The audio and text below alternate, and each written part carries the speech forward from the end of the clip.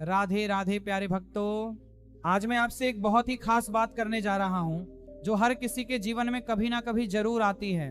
क्या आपने कभी सोचा है जब जीवन में अचानक मुश्किलें बढ़ जाती हैं, जब हर तरफ से परेशानियां घेर लेती हैं, जब लगता है कि सब कुछ गलत हो रहा है, तो वह सिर्फ संयोग नहीं होता दोस्तों, ये वह समय होता है जब भगवान आपकी परीक्षा ले रहे होते हैं। जी हाँ, जब कृष्ण आपको तैयार कर रहे होते हैं किसी बड़ी सफलता के लिए, किसी महान उद्देश्य के लिए, तो पहले वह आपको परखते हैं। और इस परीक्षा के कुछ संकेत होते हैं जिन्हें पहचानना बहुत जरूरी है।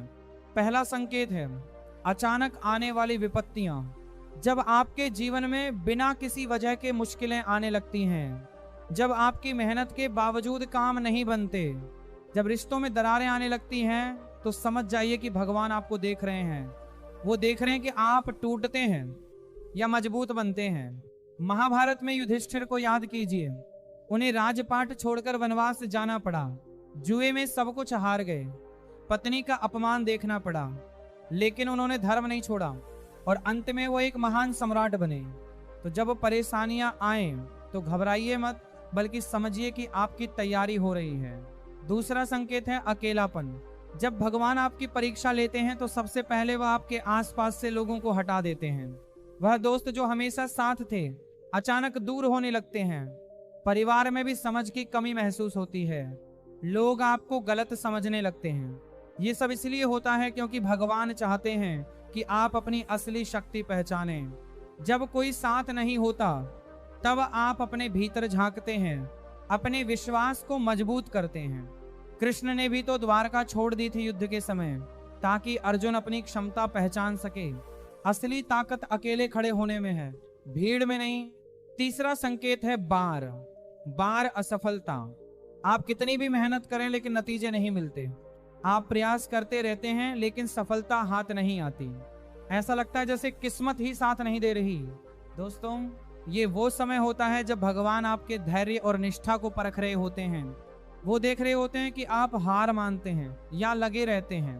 भगवत गीता में कृष्ण कहते हैं, कर्म करो, फल की चिंता मत करो। मतलब आपका काम है बस प्रयास करना, नतीजा तो समय पर मिलेगा ही। थॉमस एडिसन ने बल्ब बनाने में 1000 बार असफलता देखी, लेकिन उन्होंने हार नहीं मानी और आखिर में दुनिया को रोशनी मिली। आपकी असफलताएं आपको सिखा रही हैं, तैयार कर रही हैं बड़ी सफलता के लिए। चौथा संकेत है आत्मसंदेह। जब परीक्षा का समय होता है तो आपके मन में खुद पर से विश्वास उठने लगता है। आप सोचने लगते हैं, क्या मैं सच में ये कर पाऊंगा? क्या मैं इस लायक हूं? यह संदेह भगवान की परीक्षा का सबसे कठिन हिस्सा है। अर्जुन को याद कीजिए, जब युद्ध के मैदान में उनके हाथ से गांडीव छूट गया, जब उन्होंने कहा मैं नहीं लड़ सकता, तब कृष्ण ने उन्हें गीता का उपदेश दिया, उन्हें उनकी असली पहचान याद दिलाई। जब आपके मन में संदेह आए तो रुकिए, गहरी सांस लीजिए और याद कीजिए कि भगवान ने आपको वो सब दिया है जो आपको चाहिए। आप उनकी संतान हैं और उनकी संतान कमजोर नहीं हो सकती। पांचवा संकेत है धोखा और विश्वासघात। जब भगवान आपकी परीक्षा लेते हैं तो कभी कभी वो लोग भी साथ छोड़ देते हैं जिन पर आपको सबसे ज्यादा भरोसा था। आपका सबसे करीबी दोस्त धोखा दे सकता है, आपका साथी आपको छोड़ सकता है। ये बहुत दर्दनाक होता है, लेकिन यह भी एक संकेत है। भगवान आपको सिखा रहे हैं कि असली भरोसा सिर्फ उन पर करना चाहिए। कृष्ण के जीवन में भी कंस ने, शिशुपाल ने, दुर्योधन ने धोखा दिया, लेकिन कृष्ण विचलित नहीं हुए। उन्होंने अपना धर्म निभाया। जब कोई धोखा दे तो समझिए कि भगवान आपको मजबूत बना रहे हैं, आपको सच्चाई दिखा रहे हैं। छठा संकेत है आर्थिक परेशानी। अचानक पैसों की तंगी आने लगती है।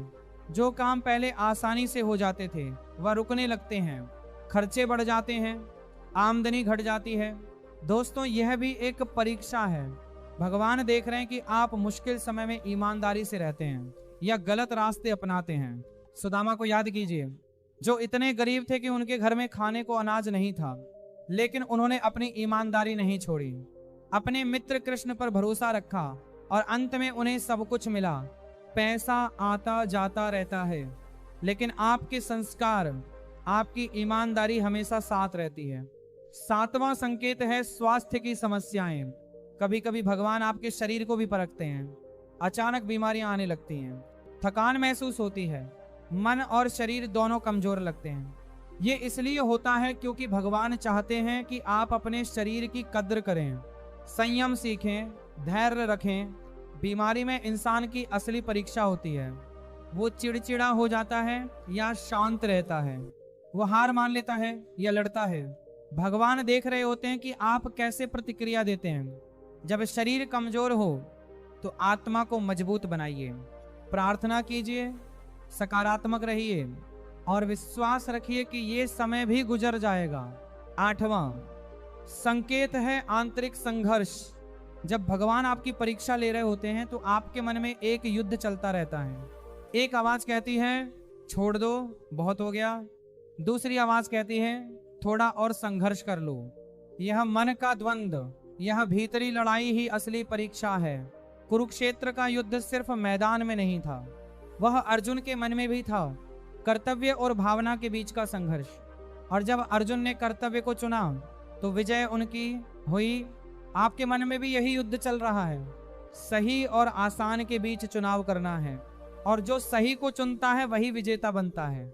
9वां संकेत है सपनों में संदेश। जब भगवान आपकी परीक्षा ले रहे होते हैं तो वह आपको संकेत भी देते हैं। कभी सपने में, कभी किसी अनजान व्यक्ति की बात से, कभी किसी किताब की पंक्ति से अचानक आपको कोई संदेश मिलता है जो आपकी स्थिति से बिल्कुल मेल खाता है। ये कोई संयोग नहीं है, ये भगवान का इशारा है। वो आपको बता रहे हैं कि वो आपके साथ हैं। बस थोड़ा और धैर्य रखिए, इन संकेतों को पहचानिए, इन पर ध्यान दीजिए। भगवान हमसे कई तरीकों से बात करते हैं, बस हमें सुनना सीखना होगा। 10वां और सबसे महत्वपूर्ण संकेत है आपके भीतर का बदलाव। जब भगवान आपकी परीक्षा ले रहे होते हैं तो आप खुद में बदलाव महसूस करते हैं। पुरानी बातें अब अच्छी नहीं लगती, पुराने दोस्त अब सही नहीं लगते, पुरानी आदतें अब सही नहीं लगती। आप अध्यात्म की ओर बढ़ने लगते हैं, सत्संग में मन लगने लगता है, भक्ति में रुचि बढ़ने लगती है। ये सबसे बड़ा संकेत है कि भगवान आपको तैयार कर रहे हैं। वह आपको पुरानी परतों से मुक्त कर रहे हैं ताकि आप नए रूप में प्रकट हो सकें। तितली बनने से पहले कोकून में कैद होना पड़ता है, आप भी उसी प्रक्रिया से गुजर रहे हैं। दोस्तों, ये संकेत पहचानना बहुत जरूरी है क्योंकि जब आप समझ जाते हैं कि यह परीक्षा है तो आपका नजरिया बदल जाता है। आप दुखी होने की बजाय तैयार होने लगते हैं, आप शिकायत करने की बजाय शुक्रगुजार होने लगते हैं, आप हार मानने की बजाय और मजबूती से लड़ने लगते हैं क्योंकि आप जानते हैं कि परीक्षा के बाद ही तो परिणाम आता है, मेहनत के बाद ही तो सफलता मिलती है, अंधेरे के बाद ही तो सुबह होती है। भगवान कृष्ण कभी अपने भक्तों को अकेला नहीं छोड़ते। जब द्रौपदी ने पुकारा तो चीर बढ़ाया, जब गजराज ने पुकारा तो मगरमच्छ से बचाया, जब प्रहलाद ने पुकारा तो खंभे से प्रकट हुए। तो जब आपकी परीक्षा चल रही हो तो बस उन्हें याद कीजिए, उनका नाम लीजिए, उन पर भरोसा रखिए। वो देख रहे हैं, वो साथ हैं। बस आपकी परीक्षा पूरी होने दीजिए।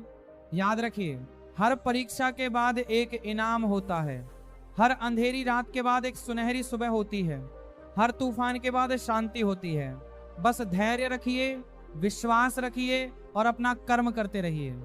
भगवान का समय सबसे सही समय होता है। वो जब देते हैं तो छप्पर फाड़ कर देते हैं। तो अगर आपके जीवन में अभी मुश्किलें चल रही हैं तो घबराइए मत।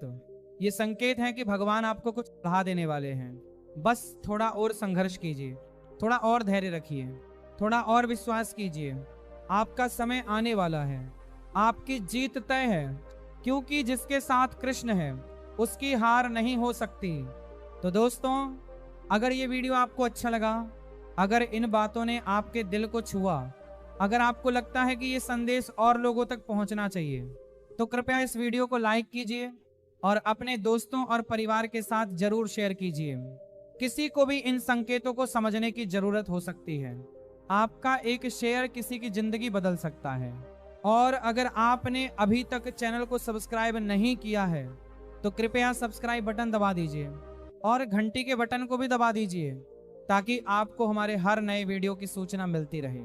हम रोज आपके लिए ऐसी ही प्रेरणादायक और आध्यात्मिक कहानियां और संदेश लेकर आते हैं और हाँ, कमेंट सेक्शन में जाकर जरूर लिखिए राधे राधे।